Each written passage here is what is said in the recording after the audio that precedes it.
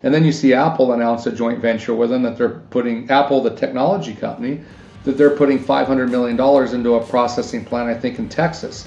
Again, they're not going to process heavy rare earths from that deposit, but again, you're seeing money flow into the space. It won't surprise me, like we talked about Tether coming in, with a stable coin and starting to buy gold royalty companies and a lot of the mergers and acquisitions in that space. I think you're going to see more and more tech companies. You've seen a bunch of tech companies take an interest in nuclear. Jeff Phillips, seasoned strategic investor in the junior mining space. It's a true pleasure to host you today on Palisades Gold Radio. Thank you for having me. I appreciate it. Really excited to start talking about really some of the investment decisions that you're making, diving into those criteria of what you're looking for. But before that, I would love to talk about the secular bull market, or really this thesis of a commodity-wide resource supercycle. Yeah, so a little bit of my background. I've been off and on in the resource. Well, I've always been in the resource sector. I've taken some breaks and done some real estate development, housing and so forth. But mostly for 30 plus years, I've been in the natural resource market. In that time, I've seen three bull markets, one secular, I guess, bull market. But I came into the markets in right after the 1992 recession. I was in my 20s. I indirectly worked was a partner of mine, and we indirectly kind of worked with Rick Rule and sort of learned the business from Rick. That 93 to Bre-X market was a raging bull market. Bad market to come in when you're a young man because you think you know everything and you can't do any wrong. So we thought we found a broken slot machine. We didn't realize it was a bull market. But luckily, we learned quickly, and after that, I basically formed. I had a couple of oil and gas companies, but we formed our own and ended up financing that and taking it public in '97 after Bre-X at about 50 cents. Ended up listing it on the Amex and then selling it 3 years to the day later for 400 and something million, about $18 a share. I ended up doing real estate development. I came back into the market in 2003 just to managing my own money, because the resource market had gotten very cheap after Bre-X. A lot of my old clients, were down 80-90%, but great companies, and started buying those up. And then you had the bull market of, really a super cycle. You had, 2000, well, if you were smart, you were buying in 02 and 01 and being patient, but 03 to 07 was a really great market in that super cycle. And then, of course, we had the real estate hiccup, which, created a liquidity crunch, in many things, obviously, but in the resource sector. And it was really a hiccup in the super cycle, because then it continued from 2009 to 2011, which was an incredibly great market. But I sort of link those two together. And then it's been, we've had some decent markets, and and again, I actually prefer the quiet markets because it's easier to do good deals and look for the things I'm looking for. But I'm guessing we've entered another super cycle here, because cost of these metals is needs to go up in order to keep finding more metals, and we're underexploring for many of them. And then you have the geopolitical change that's going on right now, which is securing your own supply, whether that's the United States. You see the government, whether it's rare earths, or I think 2 days ago they announced a strategic uranium reserve. And you also see the same thing in Europe. You're seeing things like that happen in Canada. Things are starting to move faster. So I think this is going to be a really big super cycle, although there may be, again, at some point, I believe there will be a pause in the super cycle when the overall financial markets get some air let out of the speculation. But again, I'm in this for the super cycle this time. Hope it's not my last one. I hope I don't have to wait another 14 years. But anyway, I think it's going to be a good one. Does that answer your question? That definitely does. And I would love to dive a bit deeper into those fundamentals driving that super cycle that we might be entering right now. You already started highlighting that the cost of producing these metals, of course, tier one deposits are becoming more scarce. It's the low-hanging fruit has been plucked already. Is that really driving the thesis, or are we also looking at a currency devaluation scenario? Both. I mean, we've had under-exploration. I mean, the easy deposits where a geologist could walk across the ground and find an outcropping, and have been mined, and some of those are left, but they're in jurisdictions that are challenging. All jurisdictions are challenging, but it's gotten a lot easier. For the first time ever, the U.S. government and others are asking you to start developing these assets. So that's one thing. But then, when you talk about the currency devaluation, absolutely. I mean, we've been devaluing the U.S. dollar, which is really the world's reserve currency for since we came off the gold standard. It's not really that gold is necessarily going up. It's the dollars going down, and it costs more dollars to buy gold. So that's not going to change. I don't see whatever political party's in, they're going to keep spending money. So, but those are two different things. The commodity prices and exploration and development are, again, I don't need a higher gold price with some of my companies. I need to be able to prove that at this current gold price, which is really good, we've made a bona fide discovery that can make a lot of money. Something that we hear a lot on the internet is talks about an underinvestment in the resources space. Is that something that's also playing into this super cycle thesis? Absolutely, because the capital for the last 14 years has been very tough unless you know what you're doing and know what know what type of deals to look for. We have an underinvestment in a lot of these metals. Again, we go through a whole list. It's tons of it, and every day it seems like some continent or the United States is adding another metal to the. This is strategic. So yeah, basically we've underinvested in exploration and developing new assets. And we take copper. Our copper is going to continue to be used, and again, it takes 20 to 30 years from a discovery to a mine. That's got to change. So. And there's a reason to believe we might be in that starting phase of that super cycle as we speak. Absolutely. I just came back from Beaver Creek, and the mood was very very excited. So yeah, we've had a good market the last 6 months. This is just the beginning. Where we have this hiccup, I don't know. But again, I'm becoming more invested in this space. I'm on the front end of the curve. I look for very specific things in exploration and beginning development of these assets.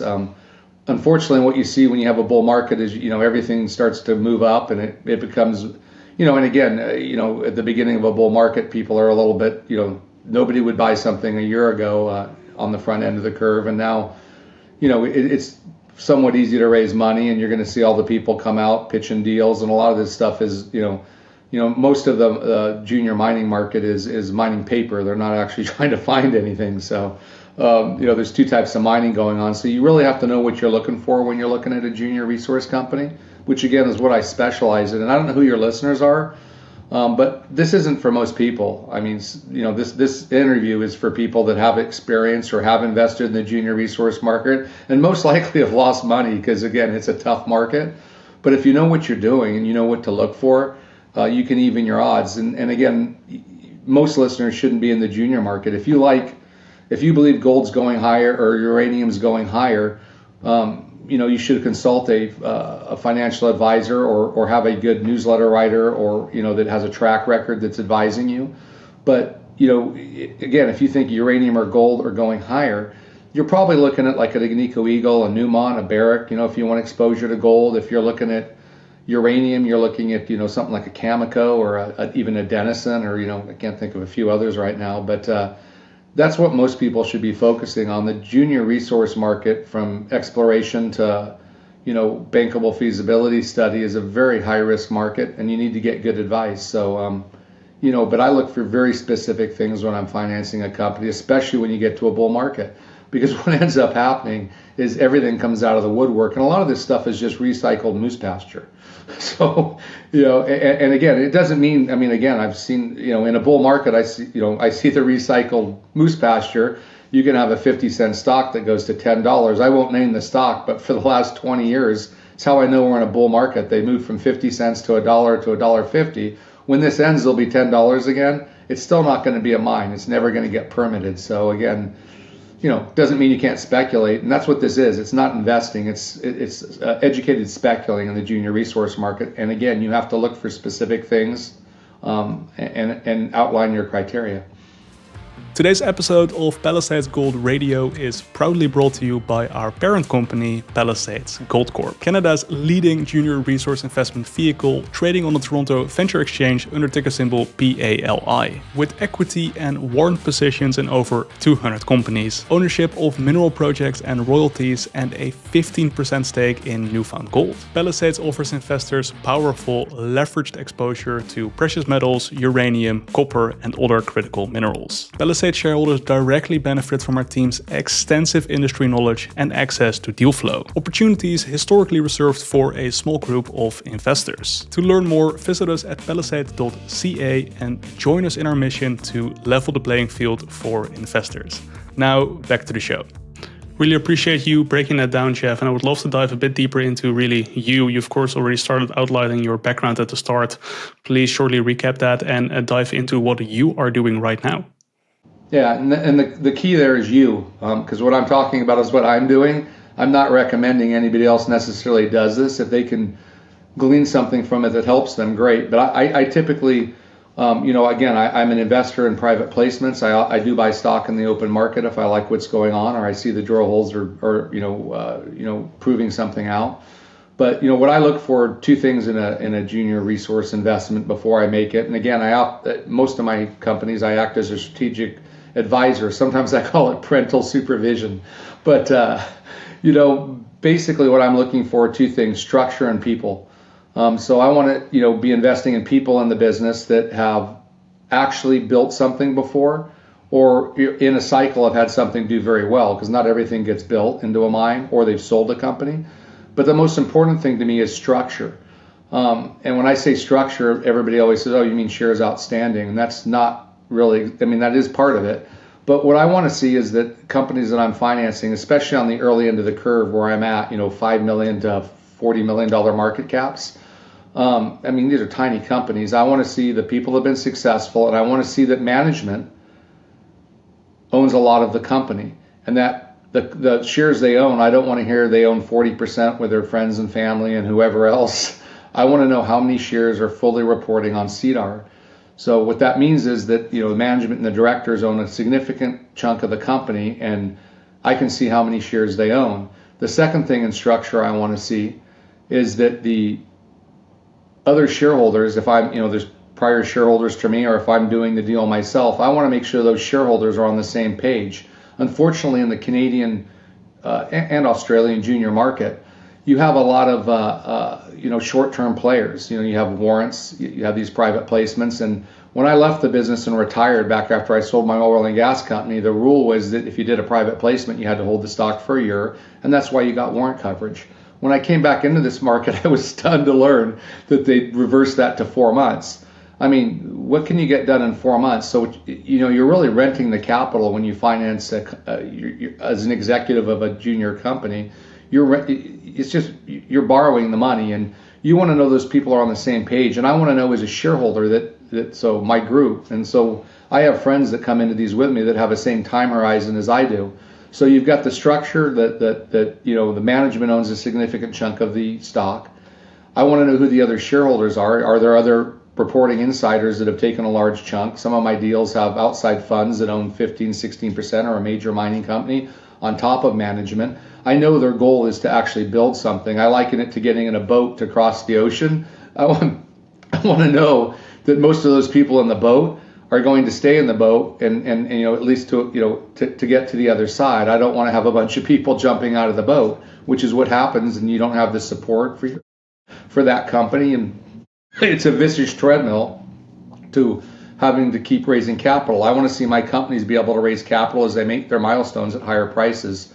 So again, structure is very important to me. I look for companies that have anywhere from 30 to 50% fully reporting insider ownership, whether it's management or a major mining company or a fund, because again, those are like-minded people. They want to build the company out. My goal when I finance a company is to have it move from a $5 million to $30 million market cap. I want it to graduate to $100 to $300 million market cap, where another set of investors come in because they look at this now and say, this could be $1 billion asset.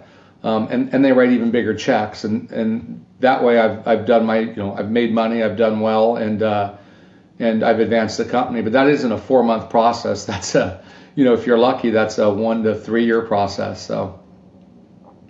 Perfect, Jeff. Thank you. So many threads to pull on there. I would love to continue talking about management for a bit longer. You started highlighting a couple of things there. Skin in the game, of course, very important. I'll ask a couple of questions on that in just a second. Before that, expertise.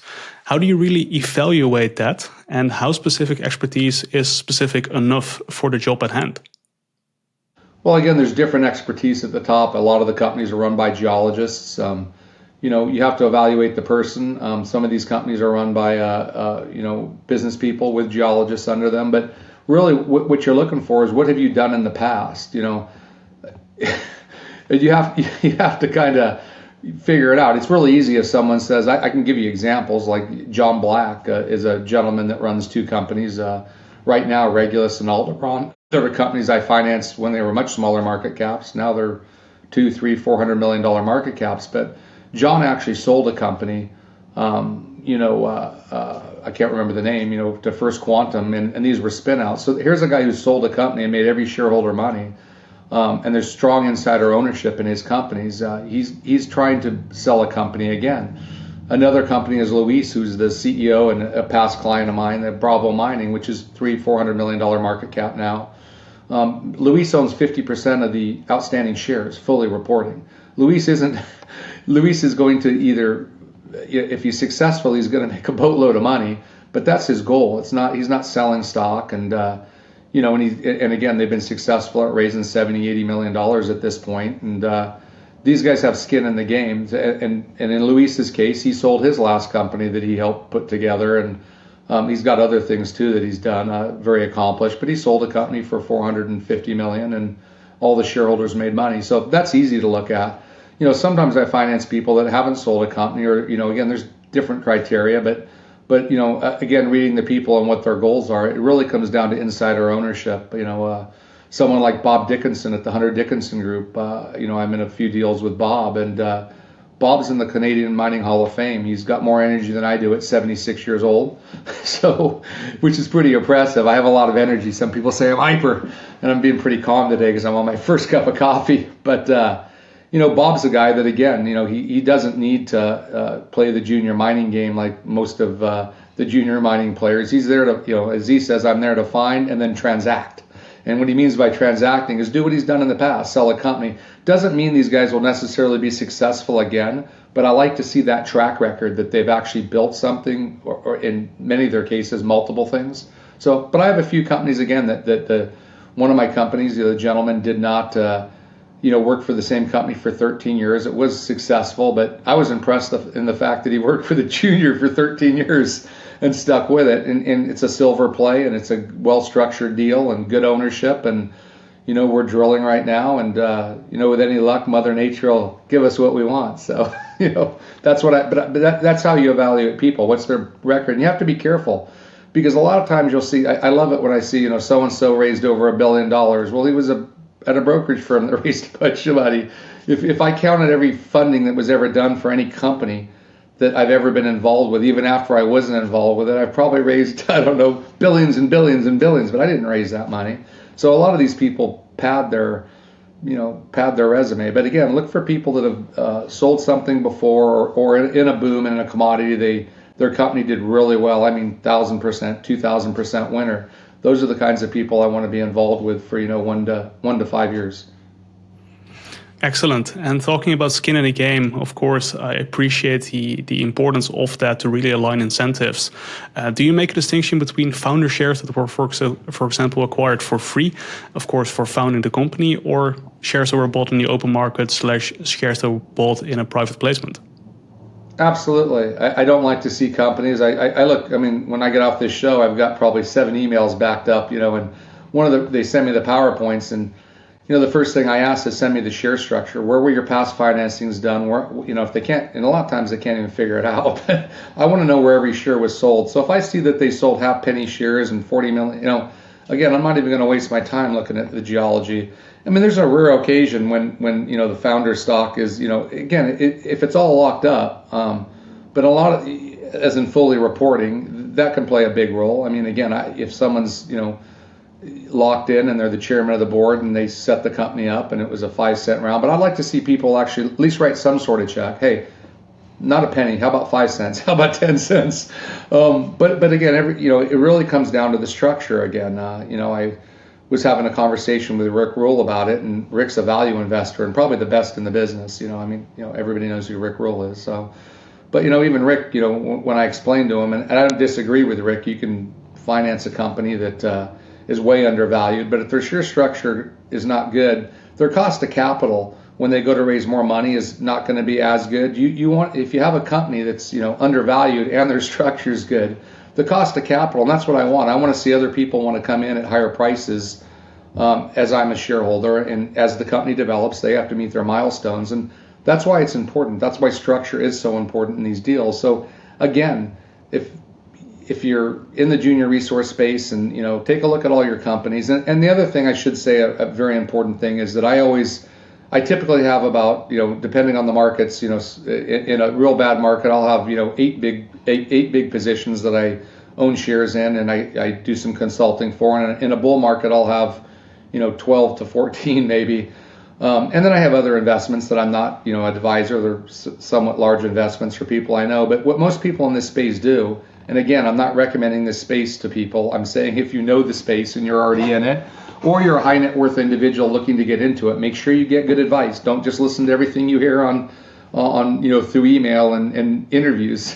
But if you really, most investors end up with too many junior stocks. They fall in love with everything. And so many times at conferences, people come up and here's my portfolio, and it's like 78 stocks. Well, one, I couldn't track 78 stocks, and even though I'm retired, I do this almost full time because I have fun. So I am retired, but I enjoy it. I enjoy the thrill of the chase. But what I tell these people is, again, even if you have a big win and you own 70 something stocks, it's not, in a bull market, sure, you're going to do well, what I think we're entering. But you really want to be focused to know what those companies are doing, or be getting advice from someone who knows what those companies are doing, because I'm looking, and I've had plenty in the past that are, 1,000, 2,000, 5,000% winners. And if I'm too diluted and I have a big winner, it doesn't affect my portfolio as much. So I want to have a disciplined amount of stocks that I can track. And I'm looking for one to hit, or two, or in a bull market, all my stocks will do well. But again, my stocks are going to do pretty well, at least in the short term, while they're trying, because they're structured right. Talking about business models for a second, of course, there's multiple models you can employ in the junior mining space: prospect generators, royalty businesses, explore companies, developers, producers, the list goes on. Are there models that you're specifically appreciative of?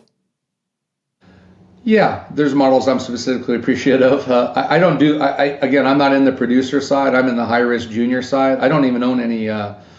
trying to think. I actually do own some Agnico Eagle, because it bought a company that I had a while back, and I still own their shares, and have done very well, probably better than some of the junior companies.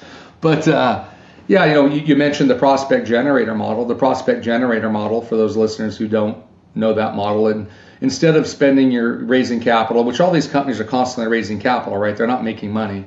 So and drilling your own project. The prospect generator model is generating projects, taking those to a certain stage, and then joint venturing those to another company to spend their money drilling it. You'll own less of the project, so you might give up 70, 80%, 60% of the project for X number of dollars to be spent, but it reduces your risk. So the more projects you have that are joint ventured out, the better your odds are making a discovery. A lot of people don't like the prospect generator model because it can be boring, because you're waiting for news from other companies, But again, I think Rick Rule said the other day, I'd rather be bored than terrified. So in an interview, and I get it. But honestly, I have some prospect generators. I like that model. I like to be bored, but I also like to be excited. So I like hybrid prospect generators. So they've got some projects joint ventured out. I just did a couple deals that are like that. But they also have a couple projects they're spending their own money on, or taking a little bit further. They're still prospect generating, but they might actually drill some of those projects, and you never know when you're going to get lucky, so you've got the best of both worlds. But I'm mostly focused on gold, silver, copper. I have some uranium exposure in the junior market, and some PGM exposure, platinum and palladium. But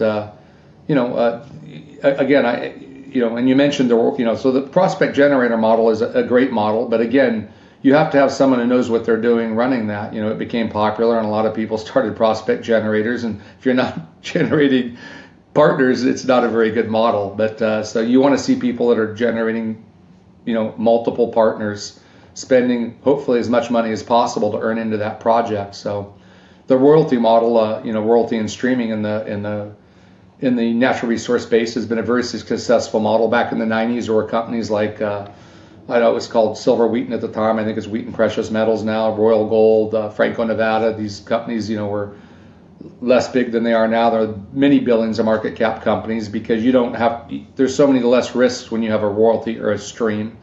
on a project. But, in the last 10 years, you've had tons of, because of the success of these royalty, and you've seen a lot of transactions this year. You've seen Sandstorm get bought out. You've seen Horizon Copper.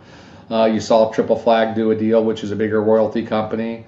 Recently, you saw Tether, the stable coin, come in and finance Elemental Altius, who just merged with EMX, another royalty company, and Tether's putting another 100 million, which is very interesting in our space because they've got a gold-backed stable coin, but they have all this cash, U.S. Treasuries, and they're moving some of that into gold exposure. So I think the royalty space, I think we're going to see more of that. So I am involved with a cash flow positive royalty company called Empress Royalty, run by a fantastic woman named Alexandra Woodyer-Sharon, and that's a company that, again, she's executing. She started it 4 years ago. It's still high risk. It's only like $100 million market cap. But again, cash flow positive. I like the royalty model. But the explorer in me, or the I don't know. I still love the good old drill hole play. I've got 6 companies drilling right now. They're not all going to work, but it sure is exciting. And if 1 or 2 hit it big, and now I'm backed up by a sort of a bull market. So again, I don't think it's the end of the world if the phase 2 or phase 3 or phase 1 drilling doesn't go totally as planned, as long as it's not a total bust. It's different than it was 4 years ago. But I'm expecting one of my companies to make a major discovery here in the next 2 months. I'm hoping it'll make me happy. Early Christmas. All right, early Christmas. And in most of these companies, when you're actually taking up a position, that's all pre-discovery then? Yeah, I mean, pre-discovery. A lot of them, like my silver company is, it's a past-producing silver asset in Mexico. It produced in the 50s or 40s and 50s as Sarco, which is still around, part of Grupo Mexico, was the operator of that. They mined silver there. We know the grades, and but at that time, silver prices and the fact that in technology they didn't drill under the water table. That wasn't something they did back then. So luckily, this company, it's again, this is high risk. This is a company that's drilling. I have no idea what's going to happen. Although I invested in it for a reason. It's called Kingsman, but again, they're drilling under the water table. So in other areas of this spot in Mexico, there's other mines like Los Gatos that just got bought out by First Majestic, an operating mine. So it was $1 billion deal, but it wasn't exploration. They're mining these veins pretty deep. So so it is exploration. We're hoping we can show that these veins they mined successfully in the 40s and 50s at 400 to 600 grams a ton of silver, are much bigger than original, what they didn't look for. But so it's exploration, but it's a little bit of brownfields. But again, there's no guarantees it's going to work. Well-structured company. Back to structure. You want to have a well-structured company. All right, perfect. And talking about the rock, the geology, really, what type of rock does a project need to have? What type of potential does it need to have to entice you, Jeff? It has to be something that's meaningful. Again, this is high risk. A lot of this, again, I'm not making recommendations to anybody. I'm just talking about what I'm doing. But what I look for is, I often ask, and my geologists and people that work for me, I want to know that I don't want to know that we can improve this, but it's probably never going to be a mine. I want to know that, hey, it's a long shot, but this is a truly big prize. This could be a tier 1 asset that's meaningful to a mid-tier or a major. So I only want to be involved in things. And again, I've been lucky over 30 years, for the most part. I mean, not 100%. Lots of companies haven't worked out, but I've had good management teams. We've advanced what our theory was, and some of those have worked out wonderfully well and kept me in the business, but some of those don't. But it's not because management didn't do something, or they didn't spend their money right, or they were wasting money, or it was a lifestyle company, which a lot of these are lifestyle companies. It's because it just wasn't there. So I want to see something. If I'm going to go for it and treasure hunt, I want to know that what we're looking for geologically makes sense, and even though it's going to be a tough road, the prize is a real prize of a tier 1 asset. A lot of these things are just being regurgitated, and they've already been drilled like Swiss cheese, and it's not going to change it. So a lot of these companies are just pitching something that, I've been around so long, I've seen projects in 5 different companies, and the project's not going to work. So anyway. All right. And you referenced luck there. I would love to talk about luck versus positioning, really that sliding scale there. Of course, a lot of the great projects start off looking for something entirely else, and then they find a discovery that wasn't expected. Then you have those great stories afterwards that are tremendously appreciative for shareholders. How much of that is actually luck, or having great positioning and being in these stories with great management teams to benefit of one of these lucky encounters eventually? I find that there's luck involved, but if you have a good structure and good management, your odds of getting lucky are much better. So, but yeah, you absolutely have to have, you can go back to way before your time, and when I was a young guy, it was diamond fields, and I forget the exact story, but it was a Robert Friedland deal, and they were looking for diamonds. I can't remember where, and the story goes they were flying back, in a helicopter, and the geologist looked down and said, "This looks interesting." They ended up making one of the biggest nickel discoveries, in history. So, again, it wasn't, they were up looking at diamonds, they saw a property and became a nickel company. Another good story, I can't remember the name of the company, but it was in Mexico, and this is a true story, and it was sold to, I think it was Agnico Eagle that bought it for $450 million, but it was a well-structured deal. I wasn't a shareholder, but the story goes that they had some good properties, and the geologists were driving, either through their property. I don't think it was their property. I think they were just driving in Mexico, and they had to go to the bathroom, so they pulled over to the side of the road. And lo and behold, they staked the property, and 3 years later, they sold it to, I think it was Agnico Eagle. I can't remember. I'm getting old. But yeah, there's luck involved. But again, at the end of the day, if you have good management, good structure is really important because, again, companies have to pivot. Commodity prices change. You may not get lucky the first time. If you have a good structure, you have the opportunity to try other things for your shareholders. So again, there's some luck involved, but again, you can really increase your odds in the speculation by having good structure and good management. If I say structure one more time, you're probably going to get tired of me, but anyway.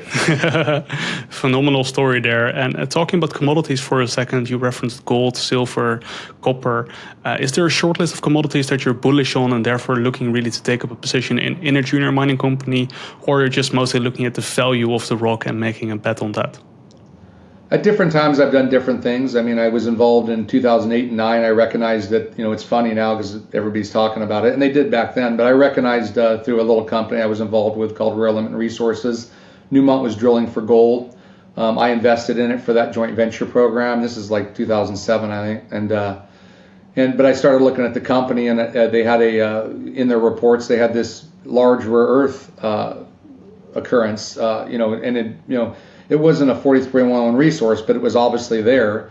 And I started looking into rare earths, and through a gentleman by the name of John Kaiser and another gentleman who's passed away and was sort of a mentor of mine, Mr. Jim Dines, who wrote the Dines letter for 63 years. They were both starting to look at rare earths, and I said, well, look, this is a big rare earth thing, and we researched it, and China. I ended up financing 3 of the 4 companies that listed back then on the U.S. exchanges, and it was the first rare earth boom. Those stocks went up 2, 3, 4, 5,000%. I can't even remember. It was, pretty insane. But and then of course the Chinese, they'd cut supplies of rare earths back then because of a Japanese fishing boat deal, and it was apparent that we were dependent on them. But then they lowered the prices because they're probably pretty smart. They didn't want any of these mines to get financed, and the rare earth thing kind of went away. No one worried about it. But all of a sudden, fast forward 14 years, it's not just rare earths, it's antimony, it's gallium, it's copper. A lot of people don't realize that China doesn't, copper comes from all over the world, but they process 60%, something like 60% of that copper. So the end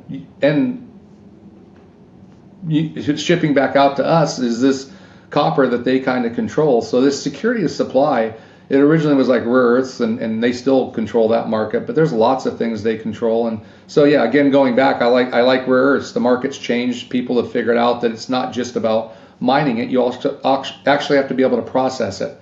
And you've seen deals. Just in the last 3 months, the U.S. government wrote a big check to Mountain Pass, which was around when I was in the first rare earth boom. It is light rare earths, so I'm kind of confused by what they're doing. And then you see Apple announce a joint venture with them that they're putting, Apple, the technology company, that they're putting $500 million into a processing plant, I think, in Texas. Again, they're not going to process heavy rare earths from that deposit, But again, you're seeing money flow into the space. It won't surprise me. Like we talked about Tether coming in, with a stable coin and starting to buy gold royalty companies and a lot of the mergers and acquisitions in that space. I think you're going to see more and more tech companies. You've seen a bunch of tech companies take an interest in nuclear, securing, for these data centers for AI. They need the power. So there's been 4 or 5 deals in the last year where tech companies have, done offtake agreements or directly invested in uranium production or uranium mining. I think you're going to see more of that. You see Tesla, depending on what you think it is, a car company or an AI company or a robotic company. But all these robots they would like to make and that they're using, these use metals. And again, I think they're going to figure out that, they need to secure their own supply. They can't necessarily count on the U.S. government, and they definitely don't want to count on some of the other countries.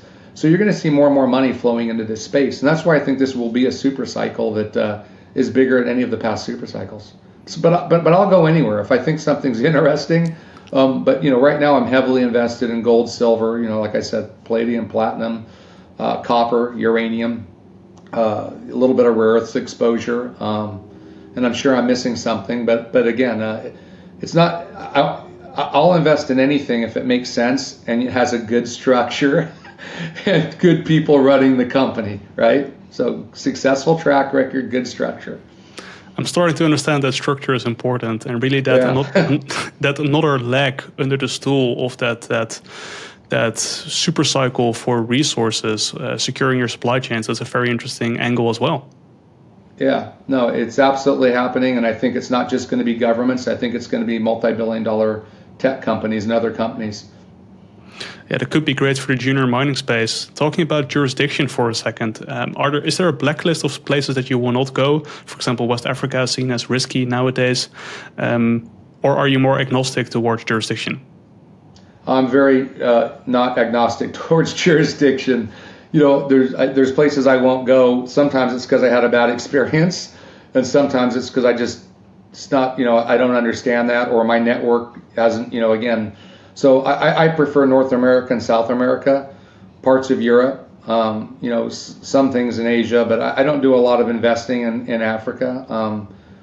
Although I think it has tremendous mineral wealth, and I actually think, bring up Mr. Jim Dines again, his prediction, and he had a lot of big predictions. His prediction, believe it or not, is that 100 years from now, Africa will be the new China. They'll be a very powerful continent and because of their resource wealth. But right now, it's such again, there's people that make lots of money. I'm not saying you can't do that. It's just not what I know. So I really like South America, North America, really liking stuff in the United States, Canada, because I think obviously the political climate and out of necessity is changing. And I don't really think it's going to be which administration's in the future. I think we're starting to realize that, again, we can't be dependent. And it's not just in the resource space. It's really critical materials. I mean, if you look at the drug space, most of those, the underlying building blocks of your diabetes drug or whatever drug, your cholesterol, a lot of that stuff's being made in China. Worry about the metals, but I sure worry if there was a problem that we couldn't get our medications. Again, ports are another thing. There's lots of critical junctures now, and we're sort of changing from we are the world type song to, hey, let's protect, And again, I'm not agreeing or disagreeing. I'm just saying, look, we've underexplored for all of these things, and we've outsourced so much stuff that, again, some of this stuff needs to come back and we need to have control of it. I would love to talk about value for a second as well. I understand, of course, valuing a producer, you can do that on cash flows or NAV, same for a royalty company. How were you to value a junior exploring company and base your investment thesis upon that? People and structure. Again, it's hard to value a junior mining company because, again, people talk about, let's say it's a gold junior mining company and well, gold's doing well, the stock goes up, but they don't actually have any gold, or they haven't proven the gold they have is actually economic. Because once you discover something, you've got to go through a series, 43-101, PEA, pre-feasibility study, bankable feasibility study. It's kind of like biotech. You start with an idea, at the university. You raise money, you take it to clinical trials. And then you raise more money at higher prices if it gets to phase 1, phase 2, phase 3. And if you get an FDA approval, which is the equivalent to a mine being built, the valuation changes. Along that curve, in mining it's called the Lassonde curve, but along that curve you can make money. But again, this isn't for people that don't know what they're doing or don't want to put time in. And even if you subscribe or have a good broker, subscribe to a good newsletter, or listen to a show like yourselves, you need to have a plan, and you need to, what am I trying to do here? Otherwise, it's, I speculate, but if you're just buying stocks because whoever told you on the show, you're gambling.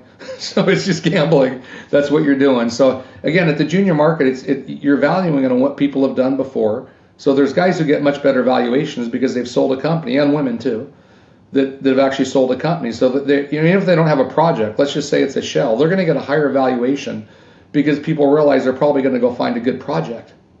So again, it's very hard to value these things, and it's why it gets harder. The last 7 years, I was able to finance, 6 or 7 companies that, well, one of them made a discovery, but the rest had assets that, were real assets, and they were cheap.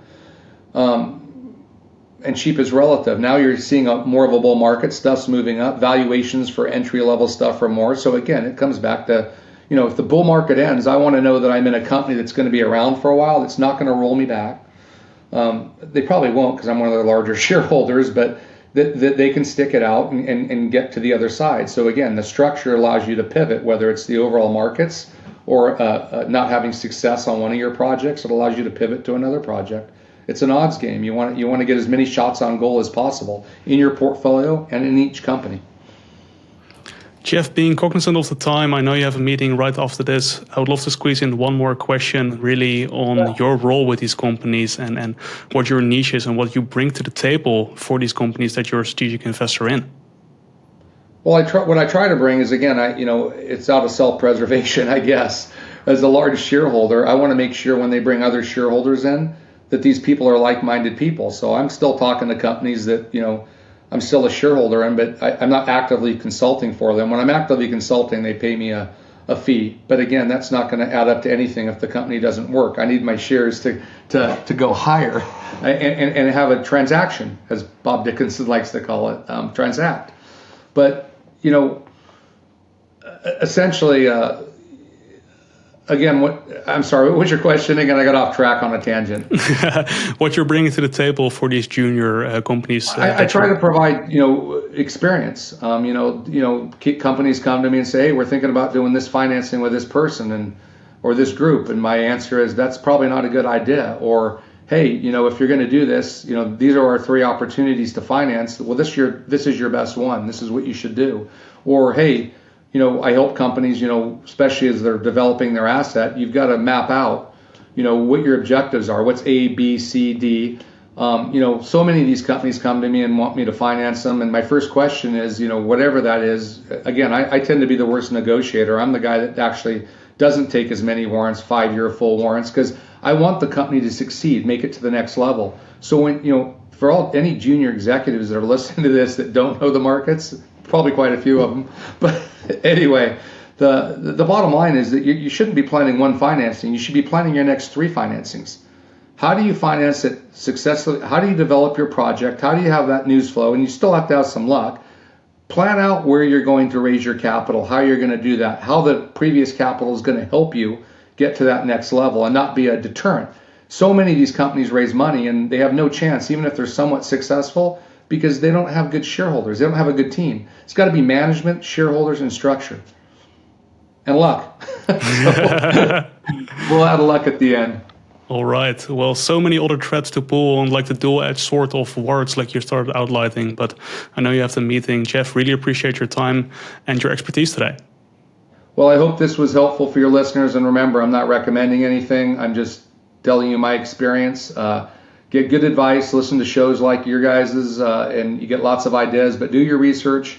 Find somebody, because I don't do that, I just invest my own money, but find somebody that can, you can follow. There's some good newsletter writers out there, just like the companies. Find people that have a good track record, and then you can come up with a plan. But do your research, because if you just jump into this market, you're going to, there's a famous saying, I'll end it, the best way to make a small fortune in the junior mining sector is to start with a large fortune.